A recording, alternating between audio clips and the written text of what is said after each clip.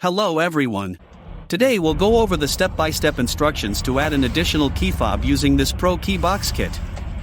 To begin, you must have one working key to add additional key fob. This kit is compatible with 2016 to 2018 Toyota Tacoma. I will list compatibility guide at the end of this video.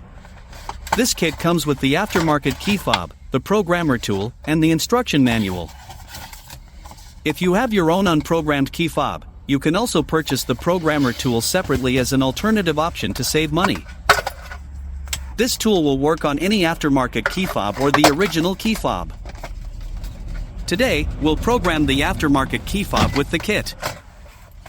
Once you use this programmer tool, it will lock to your car VIN.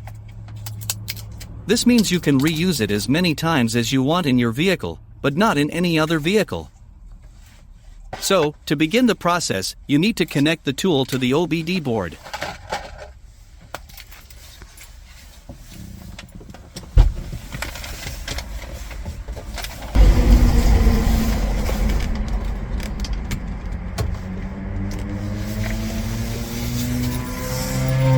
From here choose Add Key. Then press Enter. The programmer will communicate to your vehicle.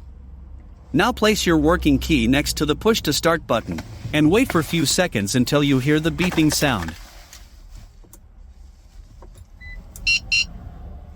Now place the new unprogrammed key next to the push to start button, and wait for a few seconds until you hear the beeping sound indicating programming is successful.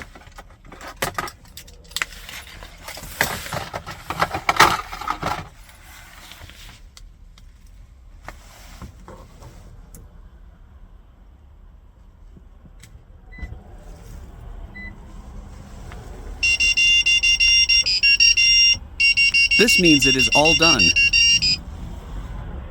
So, next, unplug the tool and let's test the key fobs.